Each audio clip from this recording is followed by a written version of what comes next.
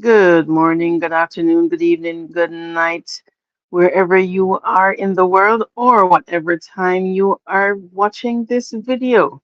So, for today's news roundup for June 26th, 2024. So, I was going through the news and there is this article or this news item that came about. Um, and It has to do with an incident that happened, or rather, a shooting that happened earlier in June, where a bunch of men were chilling after a football game in Toronto, and there was a drive-by shooting, and one person initially died on the spot, and another person died afterwards in hospital. So there has been some progress in the investigation. So I'm gonna go through the news item. So it says a 14-year-old boy was charged with first-degree murder in Etobicoke mass shooting. So five men were shot on June 2nd in the parking lot of North Albion Collegiate Institute. So it goes on to say a 14-year-old boy has been arrested and charged in a mass shooting that left two men dead and three others injured earlier this month, the Toronto police says. The accused has been charged with two counts of first-degree murder and seven counts of attempted murder, De- Detective Sergeant Philip Campbell told reporters at a news conference Monday afternoon.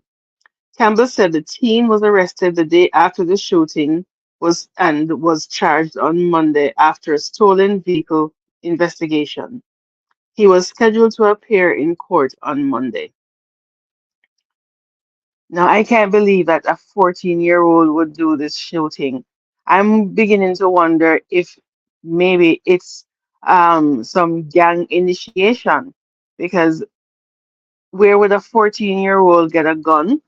14-year-olds don't drive as well. So, they must have somebody to be driving them because they came out of a car. And for 14-year-olds just don't have access or should not have access to guns. So I'm thinking that this was a initiation. These senseless acts of violence resulted in the deaths of two innocent people and families who will forever be devastated by the loss of their loved ones, Campbell said.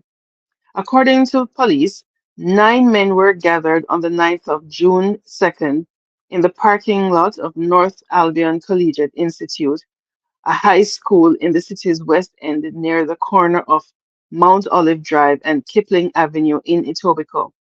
The men were there after a soccer game.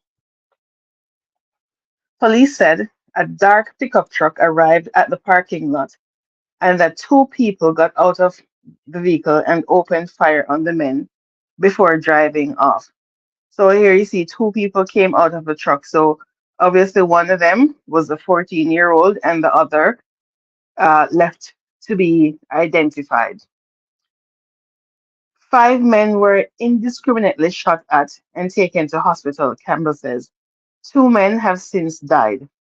Those who were injured suffered either life-altering or non-life-threatening injuries.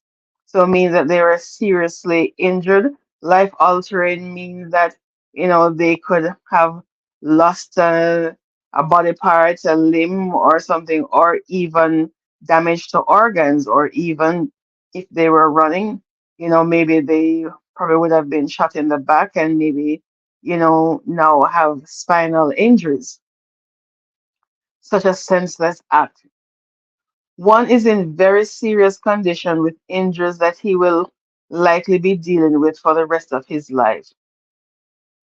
There it goes. Something, detrimental, possibly, loss of limbs or loss of, movement of limbs or a body part.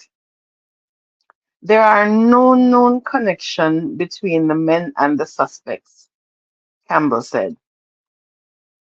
Investigators have identified the two men who died as Delroy George Parks, 61, formerly of Woodstock, Ontario, So he is the person who died initially after the shooting. And the Toronto man, Seymour Gibbs, 46.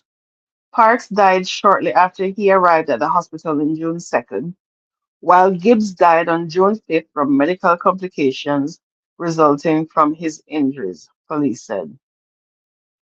And I've seen pictures where Gibbs, he was in the hospital, his family was able to visit him, but I guess whatever the complications are, he perished um, based on, due to complications after um, for his injuries.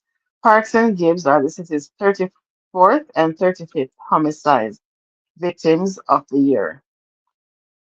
So it goes on to say hours after the shooting on June 3rd, a stolen truck was found to have hit an empty parked vehicle.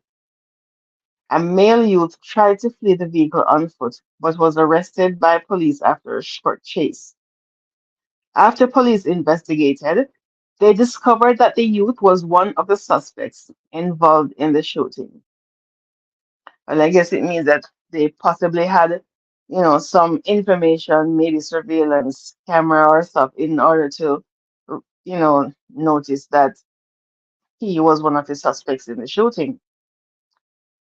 Campbell said police believe the stolen truck is the same vehicle that the shooting suspects drove to the parking lot. And it goes on to say this investigation is far from over. So I guess they are now going to be looking, you know, um, interrogating the youth to see who he was with, and hopefully he will give up his co-conspirators, into this deadly, senseless crime. Parents, please, I know, you know, parents can only raise their kids, teach them so much and no more, but hopefully with a stable household with both our two parents or two parent figures, you know, then some semblance of authority will be in the home in which, the kids will be raised right. And hopefully in the depends on the environment that you're in, to get away from the environments that have, gangs and guns, and try to stay away and try to keep the kids safe so that they don't fall into this, deadly, deadly pathway of violence. We need to look out for our kids. We need to look out for the next generation. Okay? So if you can please leave a comment, give me your views on this article and what is happening in Toronto, on the crime scene, so we can have some dialogue. Thank you for watching, and please remember to like, share, subscribe this video.